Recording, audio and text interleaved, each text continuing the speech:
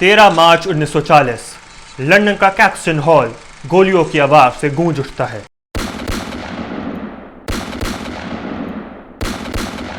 इस घटना में 2 लोग घायल होते हैं और एक आदमी की मौत होती है। मरने वाले का नाम सर माइकल ओ ड्वायर, गोली चलाने वाले का नाम Udham Singh. I am sure आप में से बहुत लोगों ने सरदार उधम देख ली होगी, जो कि Amazon प्राइम पे आज रिलीज हुई है। और अब आपको पता होगा कि सरदार उधम सिंह ने सर माइकल ओ ड्वायर को गोली जलियांवाला बाग मैसेकर का बदला लेने के लिए मारी।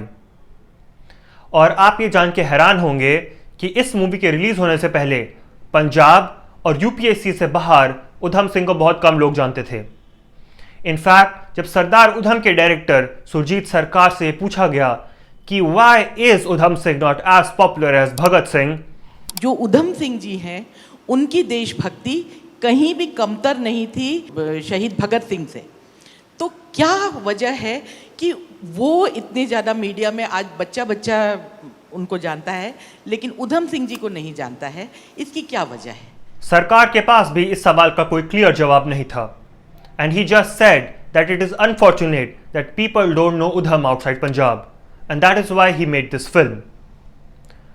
मेरे पास शायद इस सवाल का जवाब है, लेकिन इसे अभी साइड में रखते हैं और चलते हैं वर्ल्ड वॉर 1 में।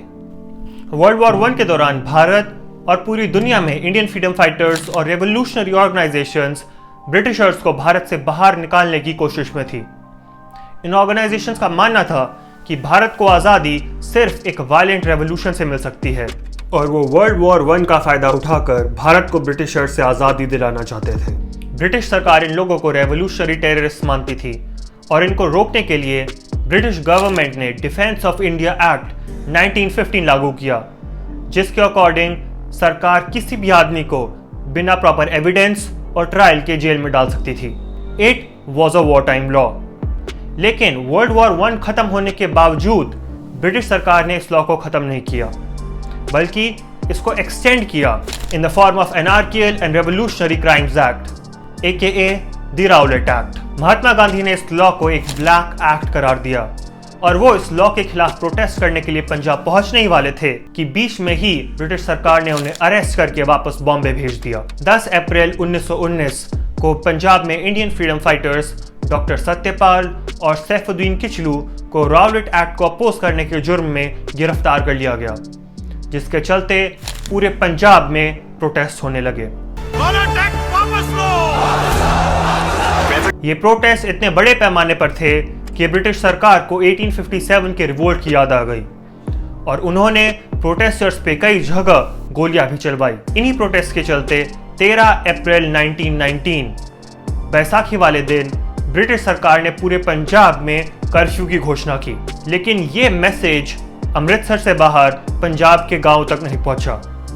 इसीलिए कर्फ्यू के बावजूद पूरे पंजाब से लोग अमृतसर के जलियांवाला बाग में बैसाखी मनाने के लिए पहुंचे। और इसके बाद आप सब जानते ही हैं कैसे जनरल डायर ने जलियांवाला बाग में मासूम लोगों पर गोलियां चलाई, जिसमें हजारों लोगों की मौत हुई।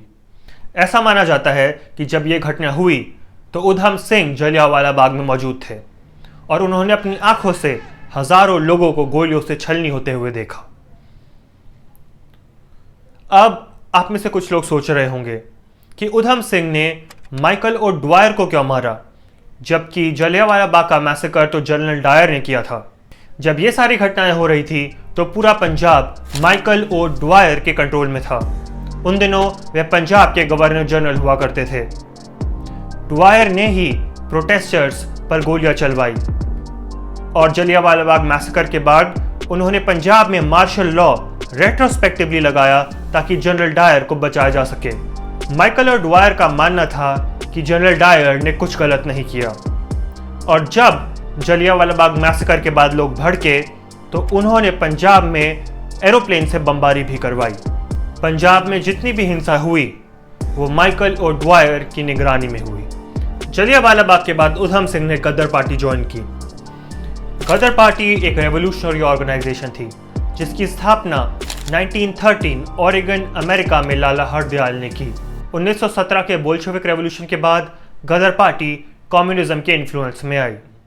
वर्ल्ड वॉर वन के बाद पंजाब से कई फॉर्मर सोल्जर्स अमेरिका और कनाडा काम ढूंढने के लिए पहुंचे।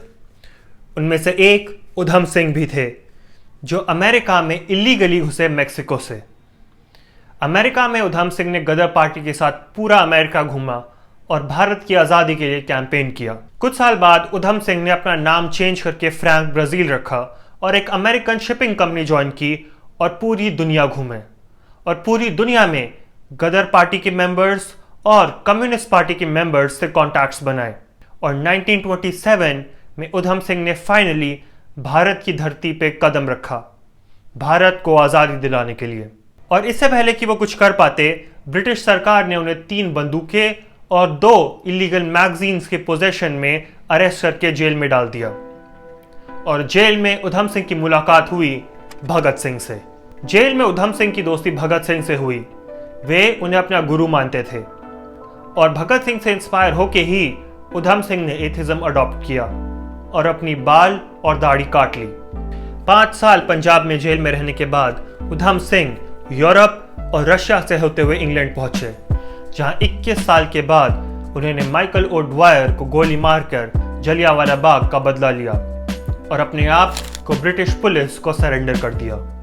जब उनका ट्रायल हुआ तो उधम सिंह ने अपना नाम राम मोहम्मद सिंह आज़ाद बताया, to show Hindu Muslim and Sikh unity. Udham Singh के बदला लेने की कहानी पूरी दुनिया में मशहूर हुई और उन्हें बहुत प्रशंसा भी मिली, लेकिन गांधी जी ने उनके काम को एक एक्ट ऑफ इंसानिटी करार दिया and Jawaharlal Nehru called it a senseless killing. Gandhi ji और नेहरू दोनों नॉन वायलेंस और रूल ऑफ लॉ में विश्वास रखते थे और उधम सिंह ने जो किया वो मर्डर था।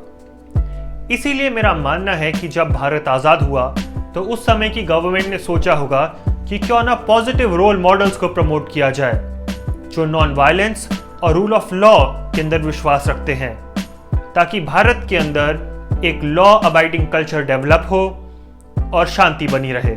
इसलिए आप नोटिस करेंगे कि जो फ्रीडम फाइटर्स इंडिया को आज़ादी एक वायलेंट रेवोल्यूशन के थ्रू दिलाना चाहते थे, उन पे हमारी हिस्ट्री थोड़ा कम फोकस करती है। इवन भगत सिंह, जो लोगों के फेवरेट हैं, उन पे भी पंजाब, हरियाणा और दिल्ली के बाहर बहुत कम फोकस किया जाता है। और यही रीज़न है जिससे मैं मानता हूं कि उधम सिंह को सिख डोमिनेंट एरियाज के बाहर बहुत कम लोग जानते हैं।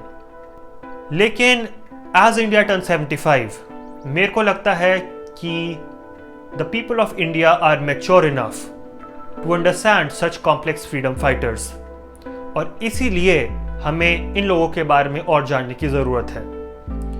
Thank you ladies and gentleman for coming out to my vlog. ये मेरी इस चैनल पे पहली वीडियो है और जब तक दूसरी वीडियो आती है आप मेरा पहला चैनल, इंग्लिश चैनल मिलेनिया काटा देख सकते हैं, जिसमें मैं इंटरनेशनल अफेयर्स के बारे में बात करता हूँ। तब तक take care and I will see you soon.